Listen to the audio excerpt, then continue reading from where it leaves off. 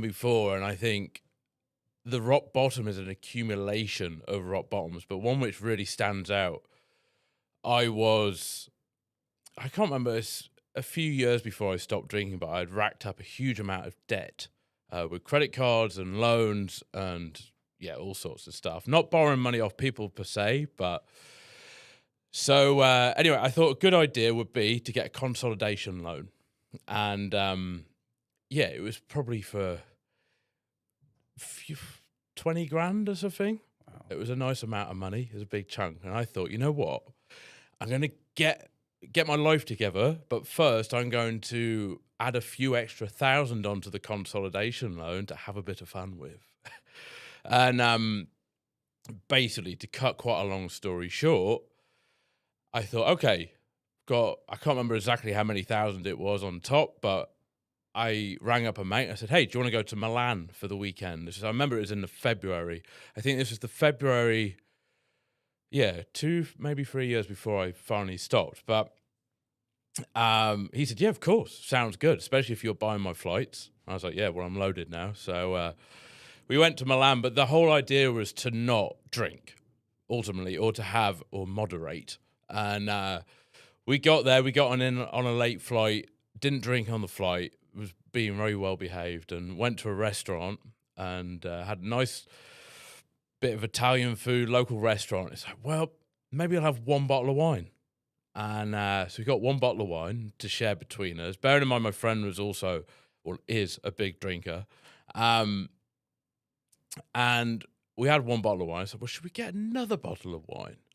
So, yeah, really good idea. So we had another bottle of wine. And that was the start. It was the start of the holiday or the weekend of moderation. And basically that 2 bottles of wine turned into going to a really fancy bar and buying bottles of wine for €100. When I drank, I really liked to do it in style. I would always drink single malt scotch over Bell's whiskey or whatever the normal one was. And then that turned into, I need some drugs, as it always would. And being in a new city, it was always hard to find a dealer to buy drugs. And my drug of choice was cocaine. Couldn't find any cocaine, so the next best thing was getting ecstasy. So we found some ecstasy, ended up in some nightclub.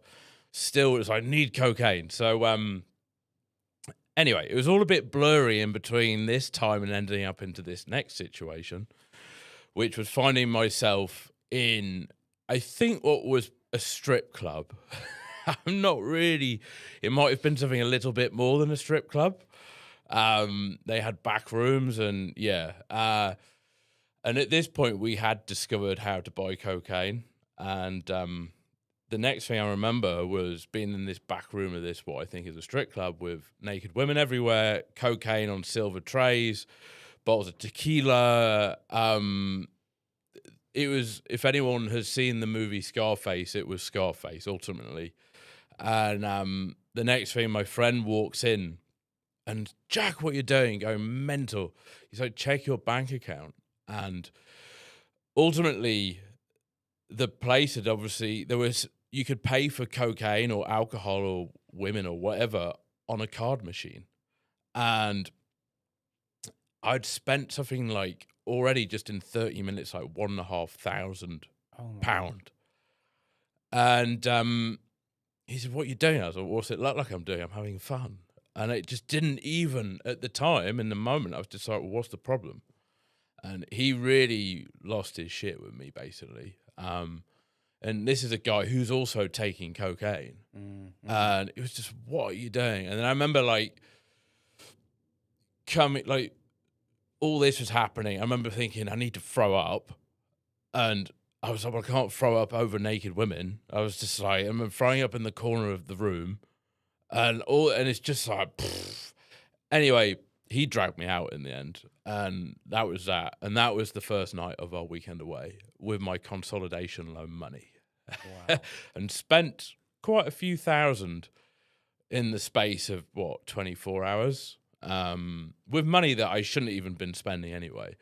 Wow. And that was definitely a moment. I think that carried on that binge for about, what was the whole trip? 48, 72 hours or something.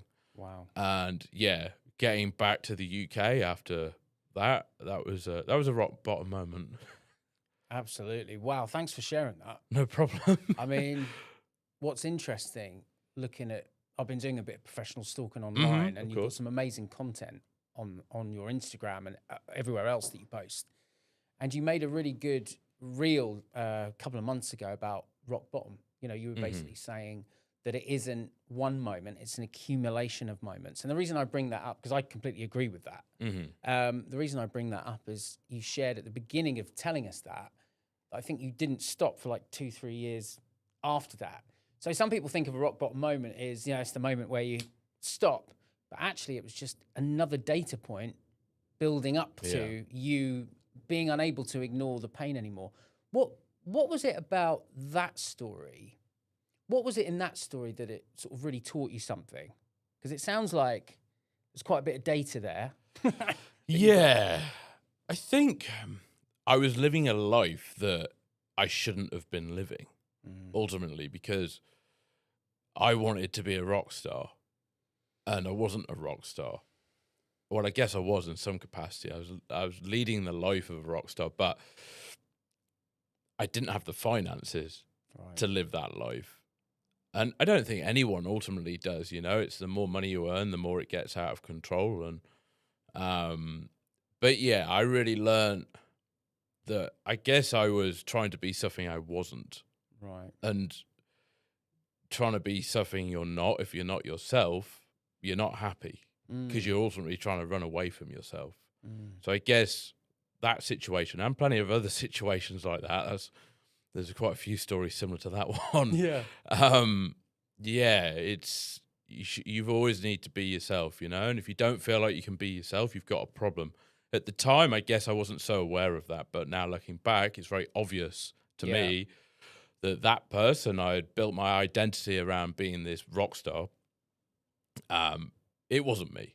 It's not who I wanted to be. Yeah, I could really relate to the, you know, the bit where you're talking about having the, you know, the has to be the best scotch in the glass and all of that. That kind of, you know, it's really interesting that. And also, you know, we have this phrase in recovery, don't we? The F it button, right? Sounds like your button is really like a big one, because the money that you were just funneling, like, what's the? You turn around to your mate and said, "What's the problem?" Was that another sort of big realization that really all bets are off once you're on it? Oh yeah, like, and it still is like that in life now. Like, I think I'm an all or nothing type, which is so cliche in this space, you know. It's like we're all sat here because we're all or nothing characters, you know.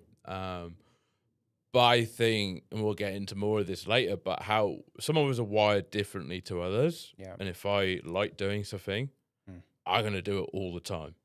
Right. And I still am like that. Yeah. It's about being able to have some level of control over that.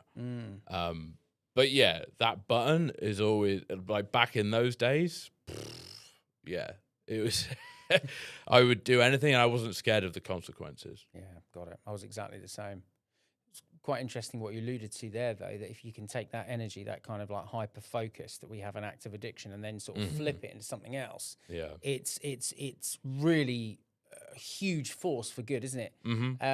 I noticed with my own recovery when I was relapsing a lot, I was like, hang on a minute, my catchphrase in the pub was "go hard or go home," and I'm just sort of like dipping my toe into recovery. I'm not really all in, and when I actually went all in, it started to work. You've got a lovely phrase that you use a lot online, which I think is brilliant, which basically is, stopping drinking isn't about stopping drinking. What does that mean? Well, I think people hyper focus, again, on this hyper focus side of stuff, on what they've removed.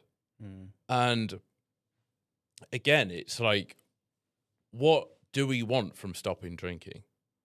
Because it's not just to, like, stop drinking. That's not actually what we're trying to do. We're trying to transform our lives, right?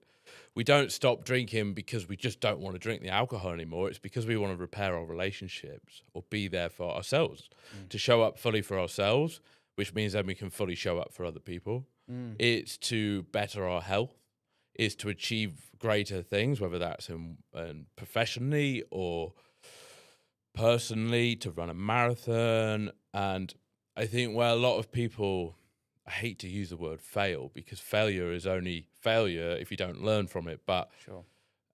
whereas people will do like 30 days or 100 days. I think dry January is a very good example. I'm not knocking dry January, but if people think they're going to change their lives after 30 days, after being stuck in this cycle, Yeah. it ain't going to work. And from someone who's tried that over and over and over again to do like a month off, all I was doing was waiting until I could drink again. Sure. So that's then focusing on what you've removed. So stopping drinking isn't about stopping drinking. It's about aiming for something greater and something you don't want to escape from, and building a life which doesn't involve alcohol. It's a life where you don't want to drink alcohol. Yeah, that's brilliant. And the focus isn't alcohol anymore. And again, if you set a goal of like, okay, in 3 years' time, I want to run a marathon. Yeah. And you could be someone like me who was drastically obese and smoked 40 cigarettes a day, blah, blah, blah, blah, drank loads. 3 years, it's like, okay, what do I need to get to the moment of running the marathon and completing it over those 3 years? Okay, well, alcohol doesn't play into that, nor does cigarettes, nor does being 23 stone, nor does eating a whole cheesecake every night. Wow.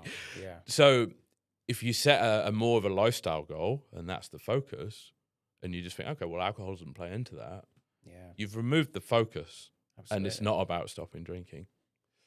Yeah, I totally agree with that. I had a sponsor earlier on, and he said to me something along the lines of, "We're now going to build a life together that you don't want to tear down." Because I was always that kid that I'd sort of build something really nice. I'd sort of build something out of Lego, and I'd show my parents, and then as soon as they left the room, I got more sort of pleasure out of destroying it afterwards. They go, "What have you done?" I'm like, "Wah." I love that. And someone said something to me similar, like, we're going to build a life that you don't want to tear down. And he also said to me, you know, if in a year's time you still don't want to ask that girl out on a date, or you're still too scared to go on that job interview, you know, find someone else to help you, because that's not what recovery's about. Yeah. And I love what you're saying there. What do you think then of, like, you know, these apps and counters that count days and minutes? Well, I mean, I just wondered where that fits in your...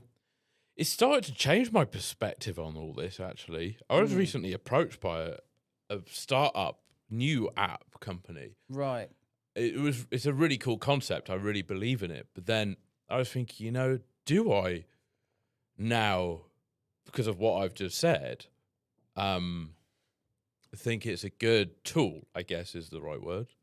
But yeah, I use it, but I don't look at them anymore. To start with, I did count days. Yeah, same. And I got addicted to counting days. Right, yeah. And I think that can be quite a good thing in the early days. Sure.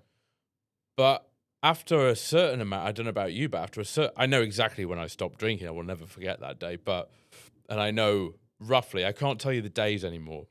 I can tell you the months, but you start counting months or weeks rather than days, and then it goes to maybe years for some people. But I think you've got to do ultimately what helps the person, helps you. There's not one size fits all. That's why there's all different forms of help for recovery. The method I now use, and what's really, because I think a lot of people think, okay, you stop drinking, oh, maybe you've done a year. Great, you're winning. Yeah. Fucking hell, I've discovered stuff this year. Yeah. I'm into my 7th year of sobriety. Congratulations, that's amazing. Cheers, man. That is Thank absolutely you. amazing. So you're 7 years, or you're about to be, did he say? So I'm 7 years in September. That's incredible. That's amazing. But yeah, like this year, I've like discovered huge things about my recovery. Yeah. And to be honest, again, alcohol just isn't the focus. It's just about becoming a better human being, you know, and that's what recovery is. Yeah. It's about getting your shit together. It's not about alcohol. It really isn't. It's all about the inner work, you know? 100%. Talking about just stopping drinking, I think for you as well, it wasn't just drinking, right? But No. So alcohol, am I right in saying, we had a little coffee before going on air now. You can tell I'm an acting background on air. Yes, right. Very showbiz. That alcohol was always the starting point, but then it would normally lead to cocaine? Yeah, cocaine. Alcohol was always my biggest love, I guess, from a very young age. But yeah, I discovered cocaine So I stopped drinking when I was 25. I discovered cocaine in my early 20s, so Got like you. 20, 21 or something. And it was a case of the fire was big already. And yeah, cocaine came into my life. It's like, wow, we make this fire even bigger. So I got to throw loads on. And yeah, cocaine was just a way so I could drink more. I could stay up for longer. Got you. It was like taking things to the next level, Got you. ultimately. Were you sort of seeking that buzz that cocaine gives you when you mix the two, or was it more functional in the sense that you just wanted to be able to drink more? I think found a really good concoction, actually. I could find if I drank all night Yeah. and took cocaine after so I did drink quite a lot. And yeah, so if I had like a bottle of vodka, I'd drink a bottle of like a liter of vodka before I'd even go to the pub at one phase in my life. Wow. And then when I went to the pub, I'd normally start doing the coke. And if I drank like 2 liters of vodka, maybe 3 liters of vodka over the night and did like quite a lot of coke, I could, if I smoked a joint of Right. weed at the end of the night, I could get into this state of like total euphoria Right. and I would go blind Holy crap. and I couldn't see anything.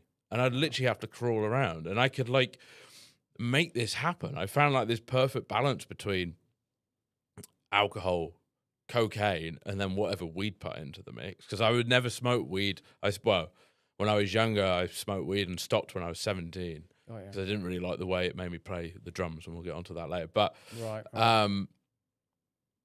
yeah. So in terms of, is it functional or was it like this concoction of stuff? It dependent on the situation. Like that combination of weed, alcohol, and cocaine, that was just pure bliss, Right. you know, in the moment. After about an hour, it would wear off, and then it was like right back to the fear. But I think cocaine really came into play when you're doing shows, concerts, performing on stage, because if Right. you're sloppy drunk, you can't really show up on stage as well. If you throw cocaine into that, bang, you're back in the room, you know, and Yeah. sharpens you up a bit. So yeah, I guess a mixture of the two things. I think as well, it's quite interesting when you sort of talk about your own recovery. From what I can tell online, that there's a real focus on alcohol, right? So am I right into concluding that by dealing with alcohol, you've kind of dealt with the cocaine problem? Because if you remove alcohol, that then means that you won't take cocaine, or have I made it too simple? I think for a lot of people out there, especially like the people who are caught in this weekend binge drinking cycle, Yeah. which has become like increasingly popular now with cocaine. Sure. Like cocaine, and speaking in the UK here and Northern Europe, it's like as normal nearly to do coke as it is go out to the pub. Yeah, 100%. I think we're the biggest users of cocaine I think in we Europe. are now, Yeah. and that's really sped up over the last few years. And so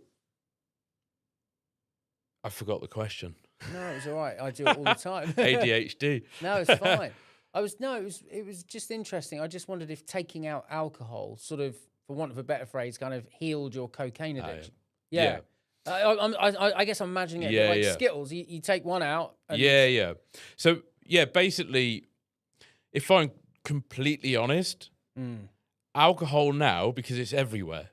Yeah. Everywhere you go in the world, it's everywhere, especially again here in the UK. You walk into a supermarket and it's there. It was like it was Father's Day the other day, wasn't it? On Sunday, I think. Right. And you walk in, this has always blown my mind. You walk into the Tesco, and it's like, Happy Father's Day. Like, buy your dad a crate of fucking Stella. Yeah. And I walk in, I think, well, alcohol killed my dad at age 32. And it's like, that's being promoted, you know? But the wonderful thing, taking the positive out of this, we're exposed to alcohol all the time. So if you're in recovery, somewhere like the UK, again, most of the Western world anyway, at least, you're exposed to it all the time. So with alcohol, I don't get any excitement of looking at it or seeing it or being around it. I'm around it a lot because of working as a musician. It's part of the job. And I think because of that exposure, it's very easy to deal with. Cocaine, if someone put a line of cocaine on this table right now, that I can feel it now starts to excite me. Right. Which is really weird because cocaine, I would never say was the main problem, like we've just been speaking about. And I think because it's not everywhere in terms of like, you can't go to the supermarket and it's not on sale for 3 grams for 100 quid or whatever. It's not so apparent. So I think cocaine is still a focus of my recovery, but ultimately the tools to deal with addiction or getting over these bad habits or whatever you want to call them, distractions, are ultimately the same moving forward. So dealing with one, for me personally, how I've done it, it deals with the whole range of things. It's the tools are the same, you know? Yeah. I think that's a really, really important point because I think a lot of people do use them together. And you're right. The longer you're in recovery, you sort of get a bit desensitized to alcohol because it's everywhere. Yeah. Whereas with cocaine, unless you're kind of in those environments, you're not really seeing it. Maybe on TV, that's about it. So I guess environment is really key, right, for you. Like so you're not in places where people are using cocaine, and it's not being used openly. I would be very uncomfortable. I don't think I've been in a situation in the last decade. I'm trying to think where anyone's openly used drugs in front of me. Okay. And I haven't consciously always, like I've been to house parties and dinner parties where, okay, maybe it was going on in the bathrooms and I didn't know. But I definitely would leave, you know, whereas people drink around me all the time. I'm the same. Right. I have been in, I've literally had cocaine passed in front of me. Right. Like this on a CD case in back rooms of venues on gigs. And, but then in the moment, if I'm like, oh, okay, I don't actually want to do it. Yeah. It's just the subconscious, I think, because you're not as exposed to it as much. Yeah. It's not, you haven't tackled it as much in the conscious. Yeah. So it takes a bit longer to rewire that part. And 100%. I have the tools up here, the mindset to be able to shut down those thoughts. Yeah, 100%. But it's not something I'd recommend to anyone. Like, again, I think my granddad used this quote to sort of say, as a musician, if you don't drink, it's a bit like being a vegetarian butcher. It's very true. But bringing that now into my lifestyle, it's like if you're trying to stop drinking, why would you hang out at a pub? Because it's like if you're trying to stop eating meat, you're not going to hang out at butchers. Right, okay. Absolutely. And it's the same. It's going to be much easier. It's all possible. I guess I'm living proof of that it's possible. I'm still in those atmospheres. I mean, on your social media, at least, you're very out and about, very social, in bars, drinking 0 beers and all of that sort of stuff. Did it look like that early on? Because obviously I'm looking at content that's now 6.5, 7 years down the track. Was it like that for you in the first year or 6 months? You know, it was more heavy on that side of stuff back when I started because I felt like I needed to go out and still go to the pub and still do all these like, oh, I thought it was cool to be sober and go to the pub. I thought that's what you had to do if you still wanted to live a normal life. And I figured out that was all bullshit, to be honest, now. And because I'm just thinking, well, I'm someone who wants to grow. And in every sense, you know, I want to be a better person. I want to be able to be a better person for myself and everyone around me. And just even being a better person, like, to the person serving me in a corner shop, you know, like, so in the end, I realized being around people, because anyone who goes to the pub and drinks to excess is running away from something. That's what the pub was originally set up to do in the UK. It was for, in the old days, you know, people who work at factory jobs or these high level, like high stress physical labor jobs, and all the men go to the pub to let off steam.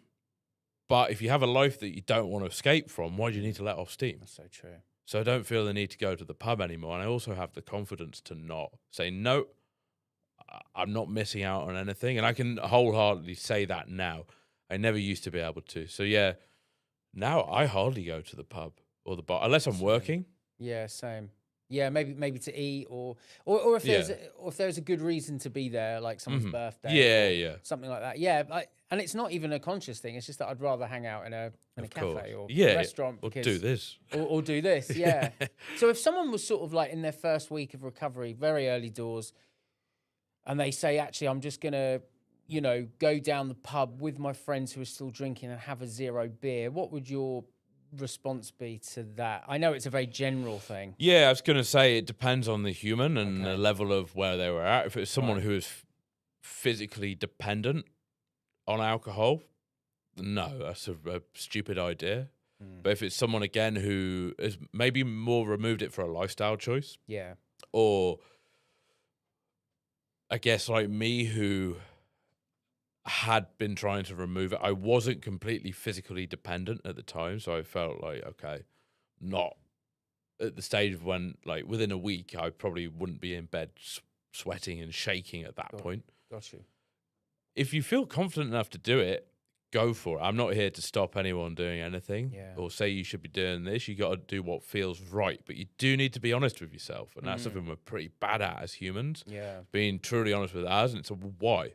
Yeah. Why are you going to the pub? Why are you putting yourself in a situation which is going to make it harder? Mm. And even now, again, someone who's been in sobriety like yourself for a decent amount of time, I can say I still get uncomfortable sometimes in those situations. I'm someone who has all the tools Yeah. to Yeah. deal with it. So you need a plan if you're going to do that. With something like, say, zero beer, within the context of what you're talking about, where do you think they're sort of useful and maybe not useful? I know that's quite a difficult conversation. Do you think they're useful for everybody, or do you think there's some people that would find it a trigger in their early recovery? Where do you sit with it? Because I know you're quite pro zero beers, are you, or have I got that wrong? I'm somewhere, I don't know, I'm in the middle of it, I guess. I kind of Okay. have no opinion in a weird kind of way. Like Got you. AA said the 12-step program says that you shouldn't. Right. It's very against zero beers.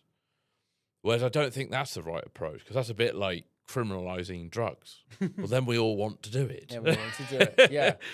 And it's about education rather than like removing something or banning something. Yeah. But then, like, for instance, I was never like a lager drinker. I liked Guinness. I drank red wine, and I liked spirits, especially Scotch. Okay. And wine has been really bad, non-alcoholic wine, up Yeah. until more recently. Yeah.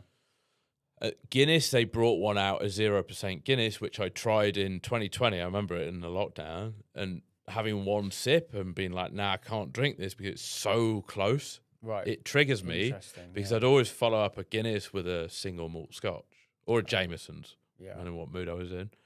In a nice glass. In a nice glass. Yeah. No water. Really strong. Water? Yeah. What are you crazy? Yeah, Don't drink water, whatever you do. don't dilute my booze. Yeah. So yeah, it's so personal. If Yeah. it works for you, great. Yeah.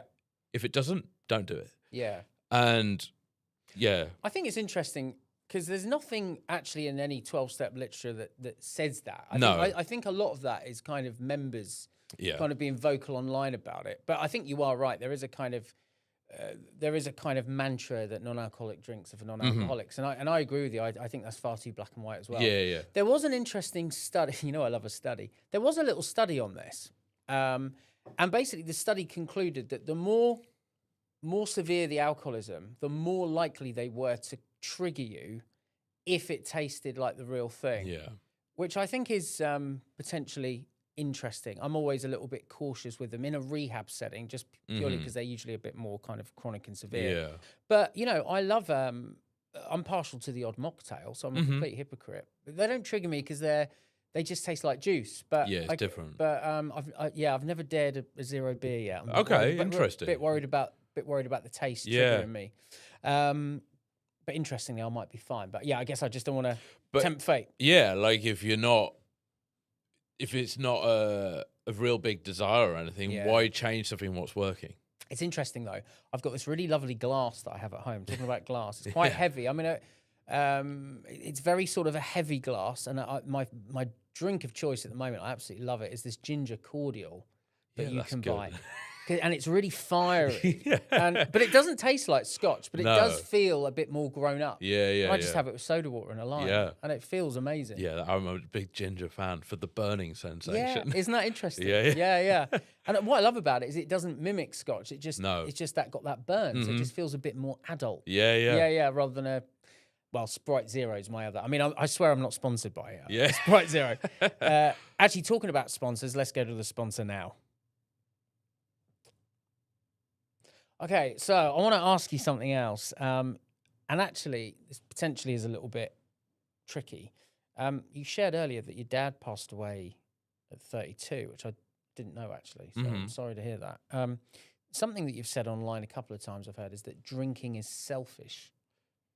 Is it linked to any sort of grief around your dad, or are they separate things? You've hit the nail on the head there, actually. It's great awareness. Sometimes that can happen in Yeah. recovery. Yeah. So something I've personally been going through over the last sort of year, maybe 2 years, and something I've been really heavily focused on and like researching and observing in society is this role models in the masculine side of stuff. And I think we're living in a world where we're all a bit confused, men and women as well, and everything's very extreme. We got like extreme feminism, extreme masculine stuff. And personally, from someone who has the utmost respect for women, like I was brought up by my mum, who's the most wonderful person in the world. I have a great sister. It's all unbalanced. I don't agree with this very strong. I don't agree with any extremism in any sense, whether that's feminism or masculine stuff. Right. And there's not much balance in the world. That's fair. And we're like, it's a pendulum which is swinging and we're at war. And that is just in the Western world, and at present is coming into the Eastern side, it's very apparent. And being aware of this, it's made me really look inwards to my male role models and actually lack of good male role models. Yeah. And so my dad, he was a musician like myself, toured around the world, same as my granddad. Wow. Jazz musician, drummer. We're all drummers. Wow. Not only did I inherit playing jazz drums, I got the drinking along with those. Right. And so, my dad died when he was 32. My granddad died when he was 62. And I'm 32 now. So it's been a bit of a odd moment in time, I guess, because I never thought I'd make it to this age. Wow. But ultimately, what I discovered was, so my dad was out touring around and stuff, which is great. And I hold no negative feelings towards that. And I've totally accepted his death. Right. But looking back now, it's fucking selfish. Like, as a man, you have children, and my sister had just been born. Surely your responsibility is to be there for your family and your stuff. That's your purpose in life at that point. And if you're going out and drinking, which in any amount is not healthy, and I'm not really talking about the person who's having 1 or 2 drinks a week. I know in any amount it isn't healthy, but if you're going out and getting drunk, it's not only what that's doing to your body, it's like you could end up in a car accident, or you could walk into the middle of the road, or you put yourself in a more vulnerable situation. And if you look at the statistics, because you're a stats guy, Have my moments. yeah, Unfortunately. Yeah. it's overwhelming. Like, where a lot of these bad things which happen in the world is alcohol's related. Yeah. And Sorry to interrupt, just doing the maths. So you're 32, he died at 32. So it was around the time you were born, right? I was 4. I see. I got you. I understand. Yeah. Right. Yeah. So Oh, I see. Yeah, of course. yeah. So you were super, super young. And you don't have to answer this. You can swerve this. But how did he die? You don't have to Heart answer. attack. So he was on the way back from Switzerland, working. I think he was doing some gigs in some hotels over there, and got back. They were driving, and funnily enough, the band I'd just been away last weekend to the Netherlands working at a festival, and the guy who was leading that band was my dad's best mate. and he was there. They got to Calais in France to get the ferry back. Bang, drop dead, heart attack. Wow. And they put it down to poor lifestyle. Gotcha. So he was obviously hitting it very, very hard. I mean, to have a heart attack that yeah, young, to kill you. drinking, smoking. There was no drugs involved, but late nights, like being a musician, it's not good for your body. Full stop. Even if you're sober. Yeah. Too much stress on the body, you know, and so yeah, alcohol is ultimately selfish because if you're drinking to the point where you're not showing up for the people around you, you're causing trouble in any capacity. You might not even have any family or friends or anything, and you're drinking yourself into oblivion, and you end up in hospital. Yeah. Why should someone look after you? And it's like, this is coming from someone who's been in this situation, and it's quite egotistical to think that we're great enough to think that, someone should pick up the pieces for us.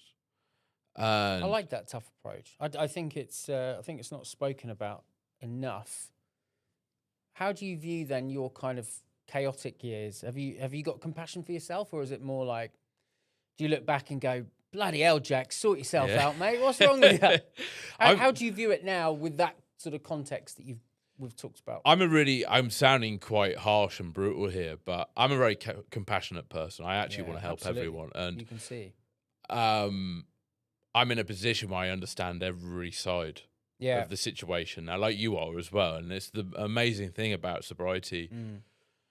You get a perspective that most people will never have in life. And you can see the dark side, you can see the bright side, you can see the bit in the middle. Like, so you're able to be soft and hard at the same time. Yeah. I think you're right. I think we kind of know when the moment to be soft is and compassionate, and when the moment is to actually give a bit of blunt truth. Exactly. So I can look back now and look at myself and understand. And I can look at other people's situations and understand why they're doing what they're doing. And I have no judgment over them. None of this comes from a place of judgment, just, I guess, of a place of wisdom, because I've been through the process. Yeah. And it's a good way of trying to get people to see that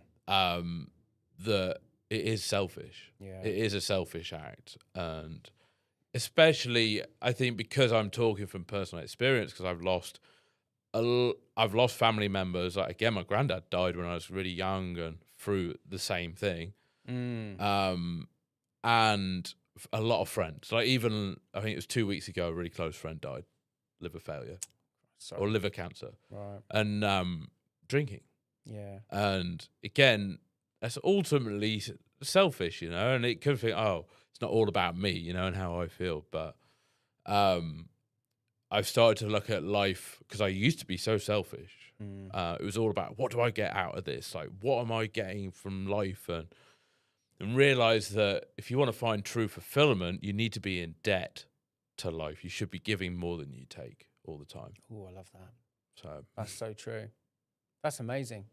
You say that again, just so I can really fully absorb that. Yes. It sounded amazing, but my brain's gone, hang on a minute, I need to hear that again. So a good way of explaining it, I think, for me, going into personal romantic relationships, even since I've been sober, I've been like, okay, I have a life of freedom. I've really created this life of freedom. Now, I do what I want when I want. No one tells me what to do. And I go into a relationship, or have done in the past. What do I get out of this? Like, what am I going to receive? Yeah. Rather than going into that and thinking, okay, how can I add to that person's life? So true.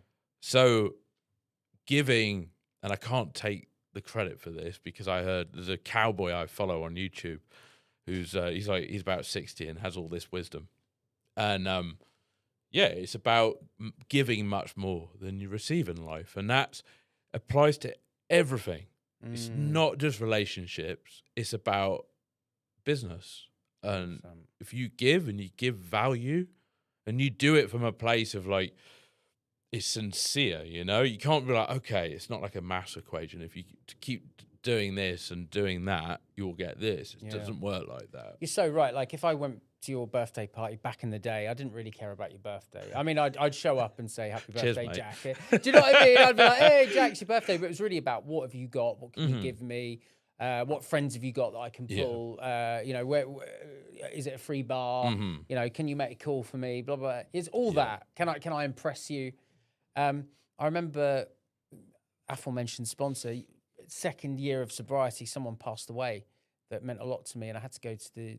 Well, I had to. I was going to the funeral, and I turned around to him and I said, you know, how do I stay sober at this funeral? He said, well, what's drinking got to do with going to a funeral? Yeah. He said, you'll go in there to show your respects. He said, you're not going there to drink. The He focus said, again. You know, it's that focus. Like, what is my purpose of going there? I thought it was really good earlier on. We were talking about alcohol being selfish, because it made me think about the phrase in recovery where you're not responsible for your addiction, but you are responsible for your recovery. Is that kind of how you slice it a little bit with the soft to hardness? Yeah, 100%. I think, do I agree with the we're not responsible for our addiction side of stuff? I'm questioning. Like, at the end of the day, we all make a choice. It's no one else's fault. Got you. It'd be very easy for me to sit here and blame my dad. Sure. Or blame, I left school when I was 14 to go on the road, and that was the start of my professional music career. Yeah. It'd be really easy to blame the people I was around at the time, like, because I was surrounded by like 50-year-old drunk jazz musicians. I was like, oh, okay, this is what I need to do. Yeah. So I could actually blame those. Sure. But again, I'm just shifting the blame rather than taking responsibility myself there. But I hear you. I really do. I think, again, it's more. It's not a brutal side. It's just, I guess, it's pure honesty. I like to be really, truly honest with myself. And again, I hold no judgment over how other people approach things. I just know what's really worked for me now. I'm very, very, very similar. I mean, if I go on podcasts, I'm quite lucky I'm getting asked quite a lot at the moment. A lot of the podcast hosts are asking me about my childhood and going through all of that. And I don't actually go into that a lot on this podcast. Yeah. But, you know, I do sometimes, but not a lot. And it makes me a little bit uncomfortable, not because I don't want to talk about my childhood per se, but it's almost like, or let's try and find the reason why. And it's, of course, there are things there, but my whole recovery has been about taking personal responsibility rather than blaming anybody else. I guess I have a problem with the addiction's a choice mantra, just purely because I think most people choose to drink alcohol. Yeah. But not everyone gets addicted. Yeah.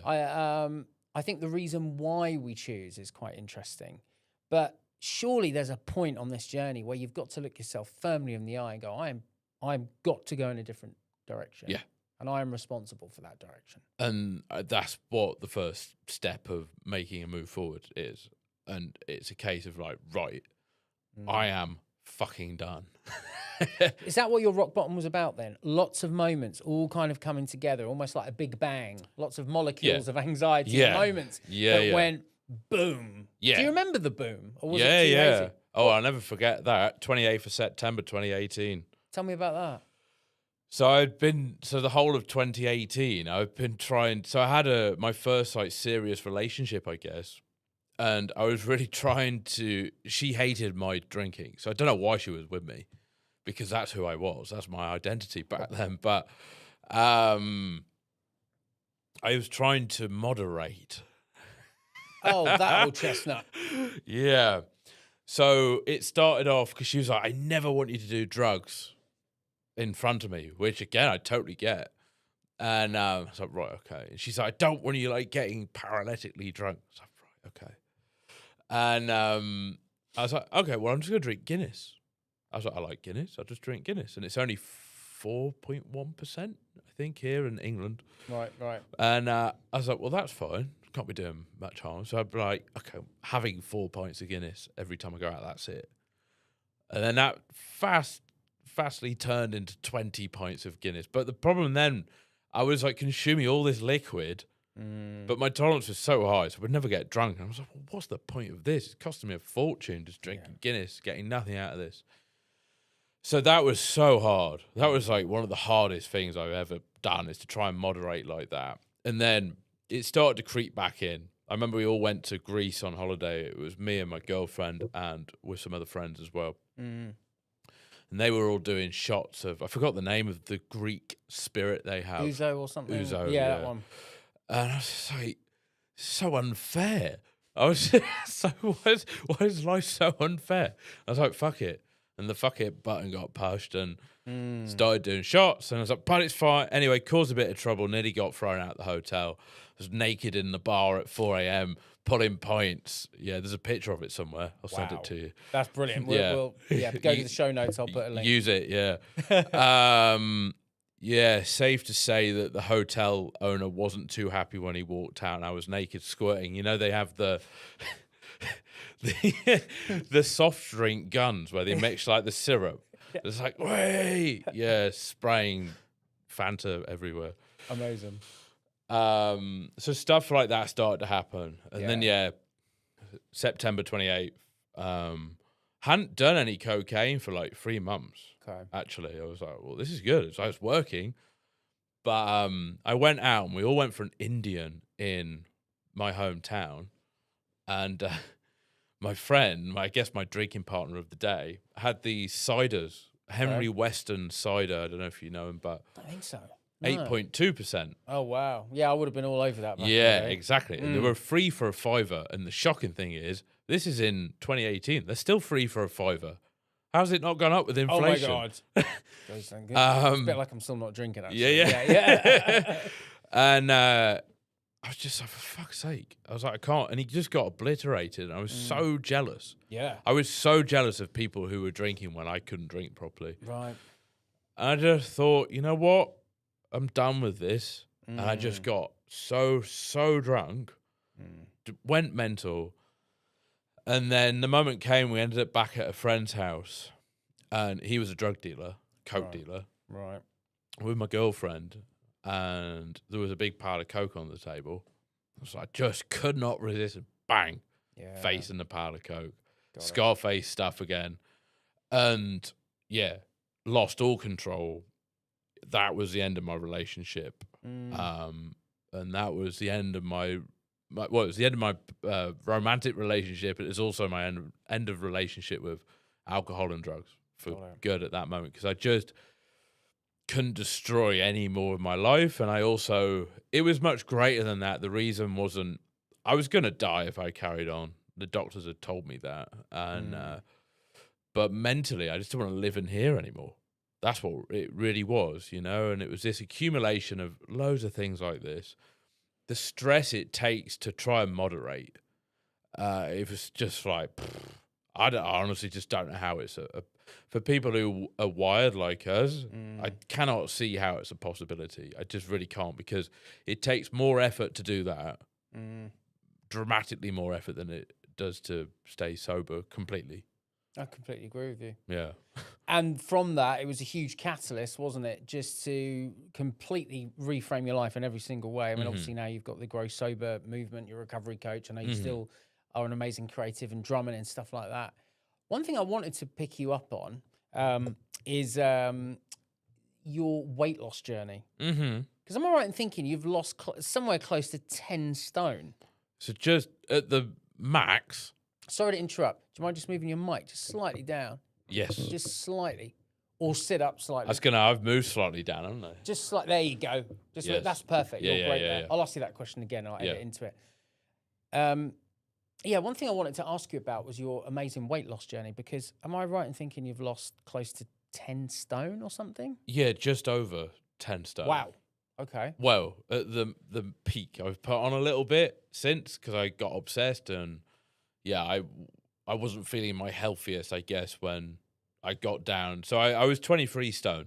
Right. I don't know what this is in kilos. I know most of the world works in kilos, but I'm going to assume a lot of your viewers are English. So I think that'd be fair. I don't understand kilos either. No, it's a fuck lot of weight. Yeah. So I went from 23 stone to just under 13 stone at my lowest. Wow. And then I'm back up to like 14 and a half stone. You look great. I'm sure the viewers, I'm sure you're getting a lot of fans today. You know what I mean? You're looking just right, man. Congratulations, because cheers, man. That's incredible. I mean, I've seen some pictures of you from back in the day, and you look very different. Yeah, I'm very different. I just went to play at this festival, and last time I was there was 12 years ago. Right. Playing at this, I've been to the town, but specifically playing, and people were sort of saying to other people, like, "Oh, who's that drummer?" And it's like, "Oh, it's Jack." They're like, "What?" just like different person. Massive glow up, Yeah. as they would say, Yeah. as the kids would say. Yeah. We're running out of time, which I'm really, really, really gutted about. I was going to ask you something, and I totally went. That's all right, I'll edit this out.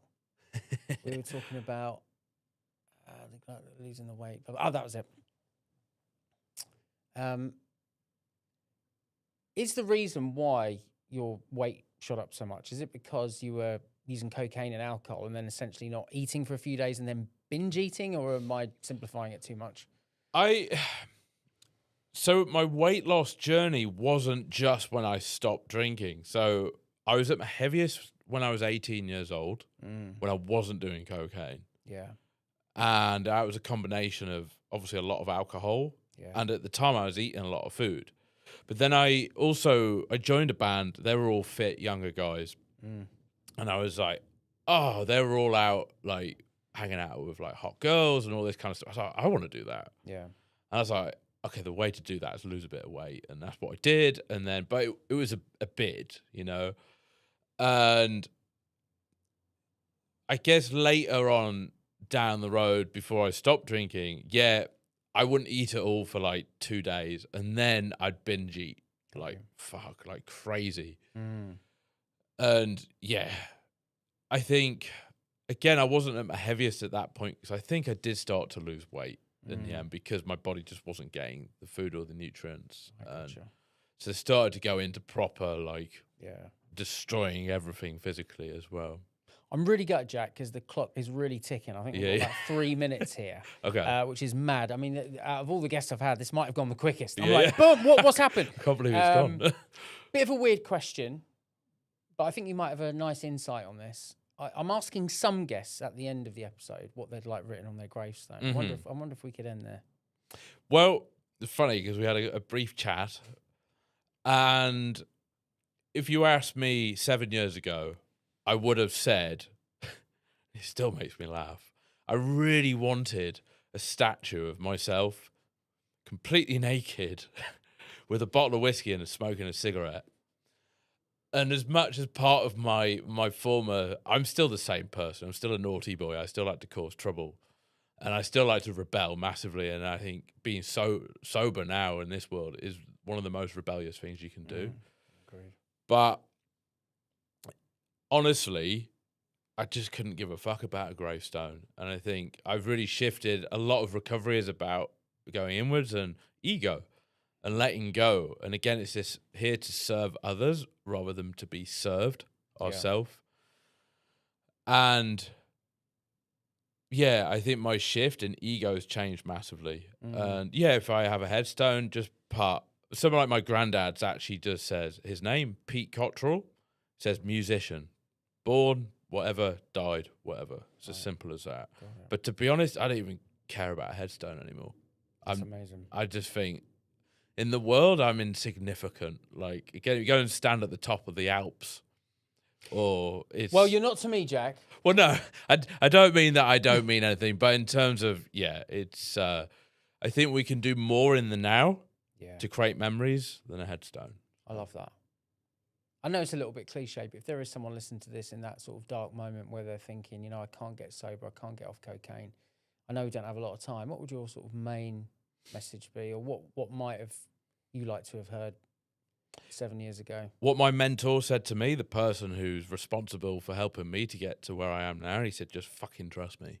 He said, you're not going to feel like this is possible, because it's not. You're in a tunnel with no light at the end, but there is light. And he said, just trust me. He said, you don't need anything else, just a bit of trust and you can do it. And that is trust and be willing to accept and take action. It's as simple as that. And if you take guidance from someone who knows, it's like if you want to climb Mount Everest, you don't just start to climb Mount Everest, because you're going to fall off. You might even die. And what's the best thing to do? Go and ask someone who's been to the top before. I love that. So it sounds like having a mentor, someone who'd walked the path, really, really helped you. And obviously this is something that you now offer yourself. Jack, thanks so much for coming on today and chatting to me. I'm sure my listening viewers have got so much from that. If you head to the show notes now, you're going to find loads on Jack there. There'll be loads of links to all his socials, but also his business if you want to reach out to him for some sober coaching or recovery coaching. It's all there. If you're listening to this on Apple, please write a review. That really helps me. Spotify, give us 5 stars, hit the follow button. If you're watching this on Spotify, please hit subscribe and leave a comment. It really, really helps. And as I've always promised, and I've not let you down yet, I'm going to be back in 2 weeks' time with a brand new episode. Until then, look after yourself, and thanks for watching or listening. Boom. Hey. It's a wrap. That was brilliant, man. Yeah, man. Nice one. I Cool. can't believe it's gone so fucking quick. Yeah, it's literally 2:01. We've gone 1 minute over. Isn't that crazy? I think Shit. I think we might have started like just before. That was just over. Wow. That actually went really quick. Went really Felt like half I an hour. looked at the thing and it was 1:45, and I was like, I must be halfway. But I think we covered loads there. Yeah, yeah. We covered so much. Good, man. Yeah, yeah. You know, maybe in 3 years, 4 years, we'll do a part 2. Yeah, yeah. See where you're at. Beauty. But absolutely amazing. Should we do a pick? Yeah, definitely. Where's my phone's out there? You can always whack it to. I wonder if he'll come in and do a little. Hey, man. Hey, do you mind taking a photo for us? Yeah, absolutely. I'm sorry if you've got someone waiting to come in. No, we've got 10 minutes. We'll take. If you do. Actually, can you do some for Insta? Yeah, all right. Perfect. Should we sit by the Yeah, fence? I'm going to give you my phone as well. 'Cause you haven't got an iPhone, have you? You can't airdrop. Oh, yeah. You can use yours if you want. No, no, do both. Just if you take just a couple on this one for Instagram, so that way it doesn't matter too much about mine. Maybe we'll sit here in front of the we could do So stiff. I did loads of exercise yesterday. I just been sat in the same position. I'm like, fuck.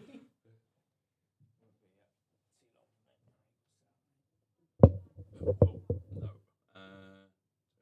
Yeah. Do that. Cool.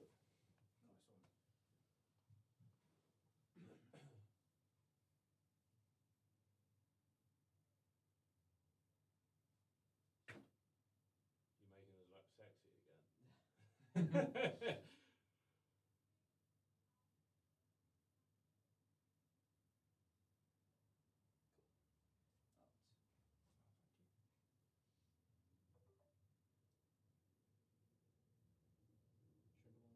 Yeah, go for it, man. Legend. Thank you. That's great, man. Thank you. All right. We're Cool. going over your hair. Cheers. Oh, what's your plan for the rest of the day? I've got a ton of editing to do, which I'm behind on. So I'm just going to edit all this stuff because I'm like so behind. It must be full on editing this. It is. It's about 2 full days for me. Just to do what? Yeah. Yeah, and by the time I like make the trailer and all the finish that little walk, Oh, yeah. you sure? Yeah, that's why I haven't gone to 1 episode a week. It's just I just can't. Yeah. I mean, obviously, if one day it got really big, and I could, Well, it starts becoming more of a and it full-time generates job, yeah. revenue and stuff, then yeah.